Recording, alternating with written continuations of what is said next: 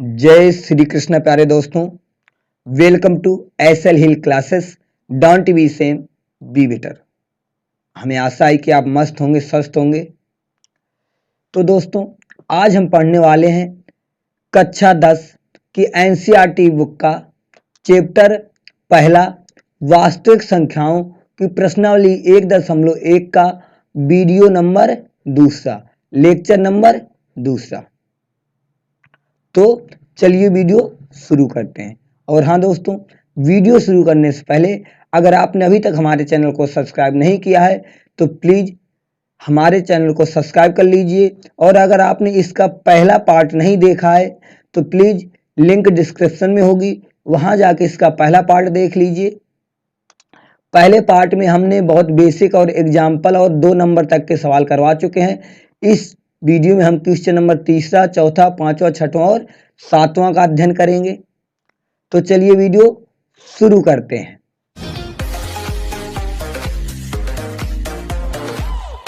तो दोस्तों, तो देखिए क्वेश्चन नंबर तीसरा। और हाँ, प्रश्न तीसरा शुरू करने से पहले थोड़ा हम इसका वीडियो लेक्चर नंबर पहला बना चुके हैं। अगर आपने अभी तक वो नहीं देखा है तो लिंक डिस्क्रिप्शन में मिल जाएगी या फिर ऊपर यहाँ पर आई बटन में मिल जाएगी। यहाँ पर आई बटन में मिल जाएगी, वहाँ पर जाके देखिए। अगर आपको नहीं पता तो आपको डालना है केवल इसमें क्लास 10th मैथ, तो बस प्लेलिस्ट आ जाएगी, वहाँ पे जाइए, आपको पूरी वीडियो मिल जाएगी। तो आइए देखते हैं सवाल नंबर तीसरा क्या कह रहा है। अभाज्य गुणनखंडी विधि द्वारा निम्नलिखित पूर्णांकों के एचसीएफ और एलसीएम ज्ञात कीजिए। हमें एलसीएम निकालना है और एचसीएफ निकालना है। तो हम जानते हैं अभाज्य गुणनखंडी विधि के लिए सबसे पहले सभी के फैक्टर किए जाते हैं। तो देखिए 12 है, 15 है और 21 है। तो 12 के फैक्टर कितने होंगे? 2 इंटू 2 इंटू 3। जैसे आप ऐसे भी लिख सकते हैं 2 की पावर 2 इंटू 3 की पावर 1। अब इस तरीके से 15 के करेंगे तो आएगा 3 इंटू 5। तो इसे क्या लिख सकते हो? 3 की पावर 1 इंटू 5 की पावर 1। इस तरीके से अब 21 के फैक्टर करेंगे तो आ जाएगा 3 इंटू 7, यानी कि 3 की पावर 1 इंटू 7 की पावर 1। क्लियर है? अब करेंगे एचसीएफ, पहले निकालेंगे। एचसीएफ क्या होता है? एचसीएफ होता है उभयनिष्ठ। उभयनिष्ठ इन तीनों में जो मिलेगा उसकी सबसे छोटी घात। क्लियर है? इन तीनों में क्या 2 तीनों में मिल रहा? नहीं मिल रहा। 5 तीनों में मिल रहा? नहीं मिल रहा। 7 नहीं मिल रहा, लेकिन 3 तीनों में मिल रहा है। अगर 3 तीनों में मिल रहा है तो जो तीनों में मिले उसकी सबसे छोटी घात, तो 3 की सबसे छोटी घात क्या है? 3 की पावर 1, यानी 3। ये क्या हो गया हमारा आंसर। अब निकालेंगे एलसीएम। एलसीएम क्या होता है? लिखिए पहले उभयनिष्ठ संख्याओं की सबसे बड़ी घात। जो उभयनिष्ठ है उनमें सबसे बड़ी घात लिखो। तो उभयनिष्ठ ये है 3। उभयनिष्ठ का मतलब होता है जो तीनों, अगर 3 टर्म दिए हैं तो तीनों में मिलना चाहिए, अगर 2 टर्म दिए हैं तो दोनों में मिलना चाहिए, अगर 4 टर्म दिए हैं तो 4 में मिलना चाहिए। तो जैसे यहाँ पर देखिए 3 टर्म है तो 3 तीनों में मिल रहा है, तो तीनों में सबसे बड़ी घात उभयनिष्ठ की, तो सबसे बड़ी घात 3 की पावर 1 ही है, तो लिख दिया। अब जो नहीं मिल रहा है उन सभी को लिखो। तो 2 की पावर 2 नहीं मिल रहा तो लिख दीजिए। 5 की पावर 1 भी नहीं मिल रहा, लिख दीजिए। 7 की पावर 1 भी नहीं मिल रहा, लिख दीजिए। अब इनका गुणा कराएंगे तो 3, 2 की पावर 2 का मतलब होता है 4, 5 की पावर 1 का मतलब होता है 5, 7 का मतलब होता है 7। ठीक, तो 4 3 12 पंचे 60, तो 60 गुणे 7, 7 छंग 42, तो 420। ये क्या निकला है हमारा एलसीएम। बस इतना छोटा सवाल था। तो यहाँ ध्यान समझिए, हम पीछे बता चुके, अगर आपने नहीं देखा है तो इसका सबसे पहले लेक्चर 1 देखिए जाके, ठीक है, फिर आपको ये चीजें समझ में आ जाएंगी। वहां पर हमने बहुत डिटेल में बताया है। और अगर आपने अभी तक चैनल सब्सक्राइब नहीं किया है तो प्लीज कर लीजिए। आई होप आपको ये समझ में आ गया होगा। अब देखते हैं इसका सेकेंड पार्ट।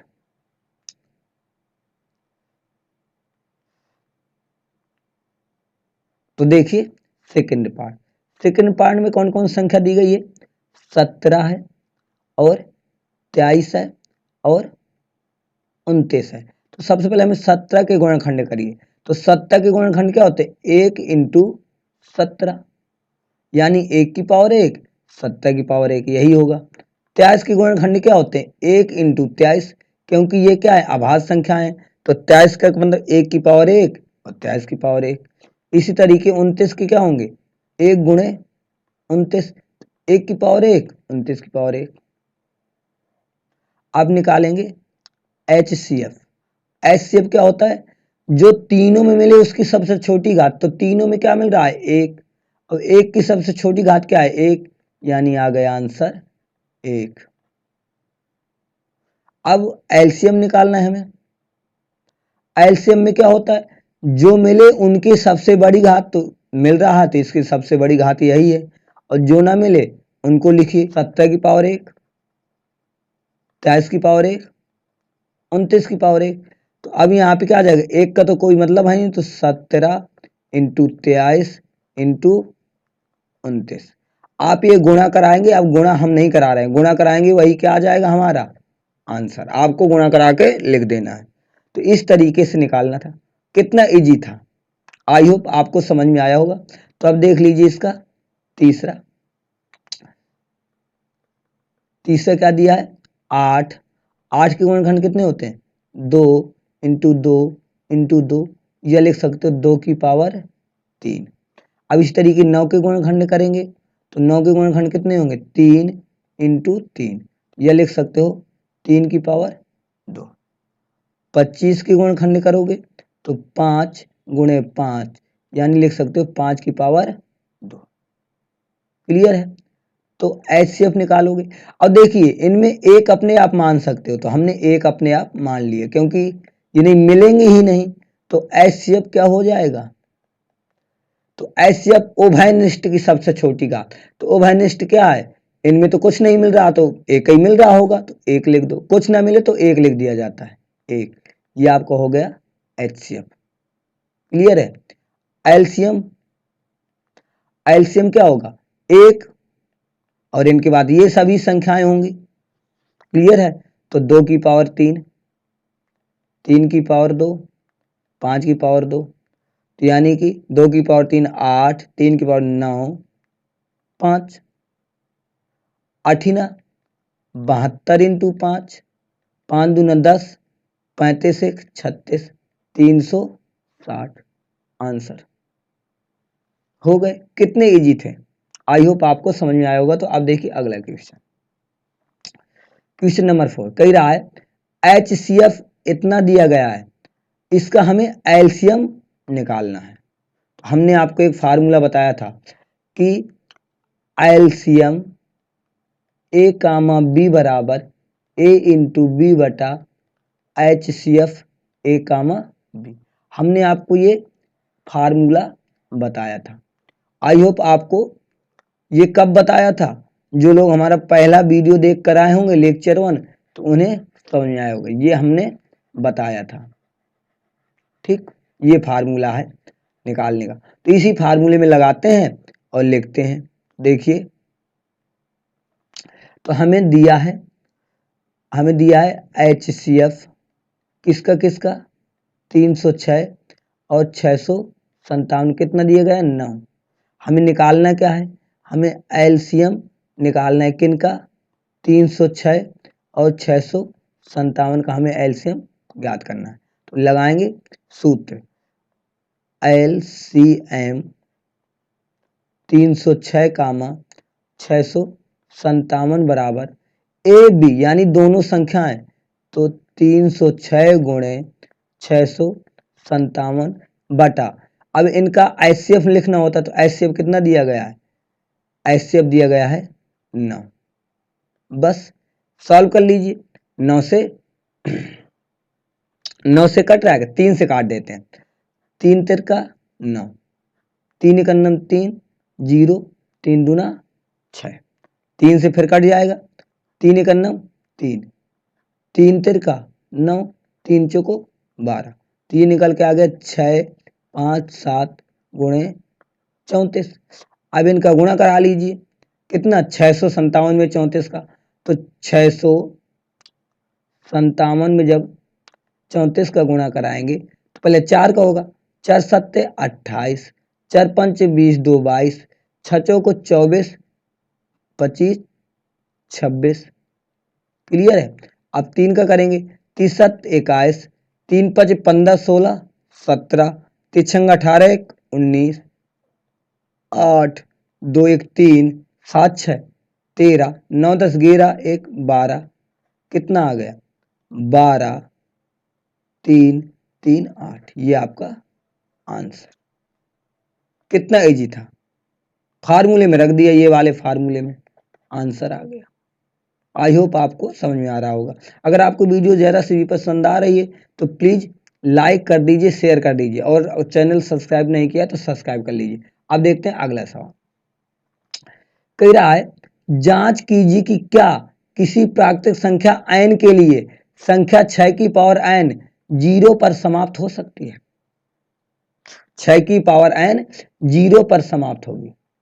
तो देखिए, अगर कोई संख्या 0 पर कब समाप्त होती है, जब उसके गुणनखंड 2 इंटू 5 प्रकार के होते हैं। 2 की पावर m और 5 की पावर n प्रकार के अगर इसके गुणनखंड संख्या के हैं, कोई भी संख्या है उसके गुणनखंड किस रूप में है, 2 की पावर m के रूप में और 5 की पावर n के रूप में अगर हैं, तब वो संख्या 0 पर समाप्त होगी। अगर इस टाइप के गुणनखंड नहीं है तो संख्या 0 पर समाप्त नहीं होगी। तो अब बताना है कि 6 की पावर n क्या 0 पर समाप्त होगी, तो 6 के गुणनखंड कर लेते हैं, 2 इंटू 3, तो 6 की पावर हमें n निकालना है तो n कर दीजिए, तो 2 की पावर n इंटू 3 की पावर n। तो क्या ये वाले गुणनखंड हमारे इस टाइप के हैं क्या, 2 की पावर n तो है, क्या 5 की पावर n है क्या। अगर संख्या 0 पर समाप्त होना है तो उसे 2 की पावर n इंटू 5 की पावर n के रूप का होना जरूरी है। तो ये हमारे उस रूप का नहीं है, या नोट करके लिख लीजिए पहले, नोट, अगर संख्या 0 पर समाप्त होगी तो उसके लिए 2 की पावर n इंटू 5 की पावर n के रूप का होना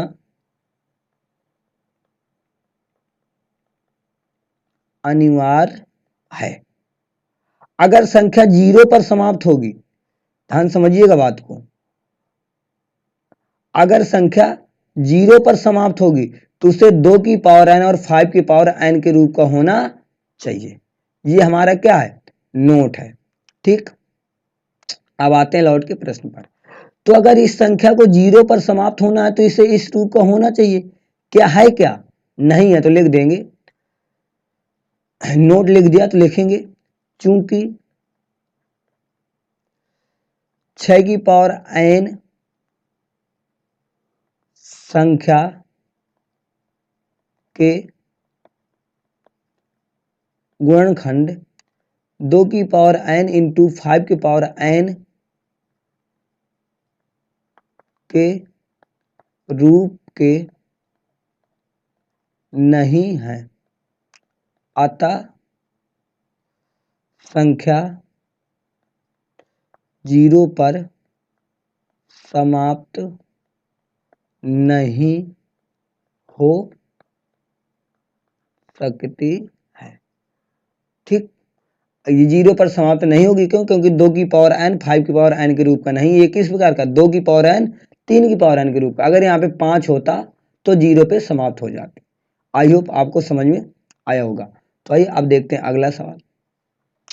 कह रहा है कि व्याख्या कीजिए कि ये वाली ये संख्या और ये संख्या भाज्य संख्याएं क्यों हैं, ये संख्याएं भाज्य क्यों हैं।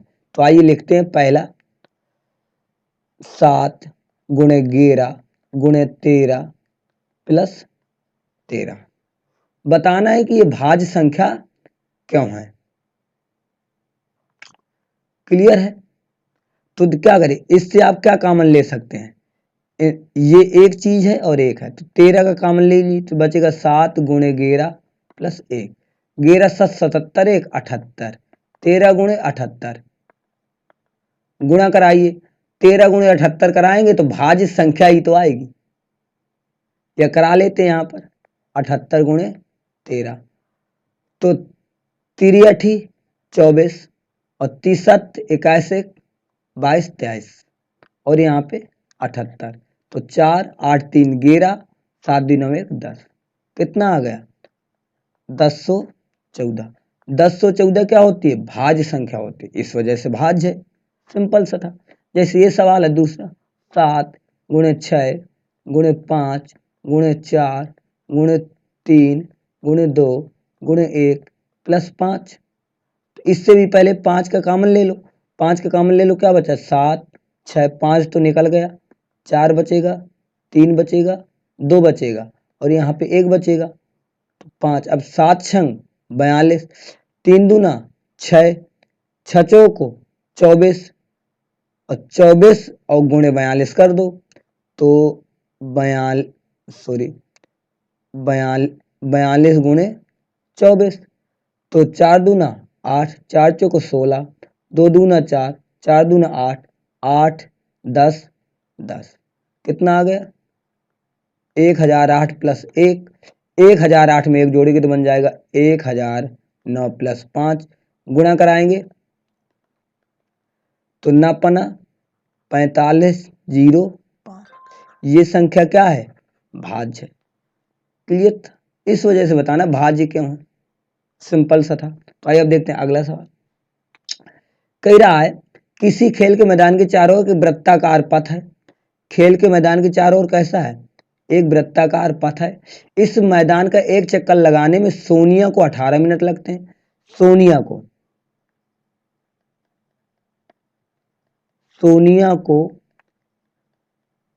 एक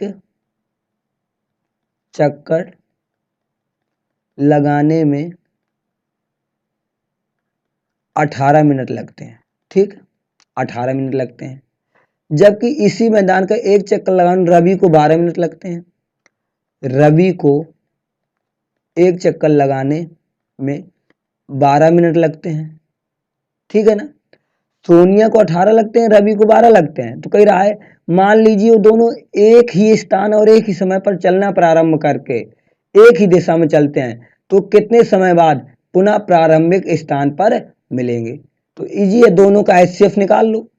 तो आइए 18 के गुणनखंड करते हैं तो 18 कितने हो जाएंगे 2 गुणे 3 गुणे 3, या लिख सकते हो 2 इंटू 3 की पावर 2।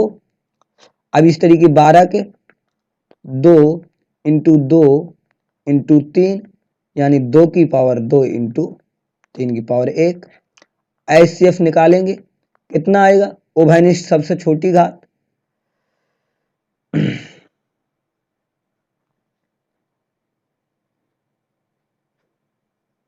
सॉरी, एलसीएम निकालना पड़ेगा, कितने मिनट लगेंगे, एलसी कितने समय बाद आएंगे, तो एलसीएम निकालना है।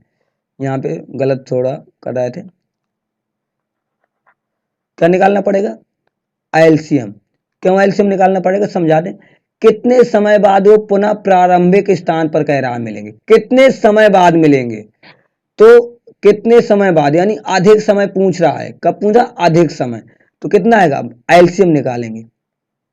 एलसीएम के लिए क्या होता है, उभयनिष्ठ की सबसे बड़ी घात, तो इनकी सबसे बड़ी घात क्या है 2 की पावर 2, और ईसवी उभयनिष्ठ है तो इसकी सबसे बड़ी घात क्या है 3 की पावर 2, 2 की पावर 4 आ जाएगा 9 9 चौको 36, यानी कि वो 36 मिनट बाद वो क्या करेंगे, दोनों एक स्थान पर मिल जाएंगे। बस कितना इजी सवाल था, आई होप आपको समझ में आया होगा। तो आइए देखते हैं अगला। तो बस आज की वीडियो में इतना ही रहेगा, यानी आपकी एक्सरसाइज 1.1 पूरी समाप्त हो चुकी है।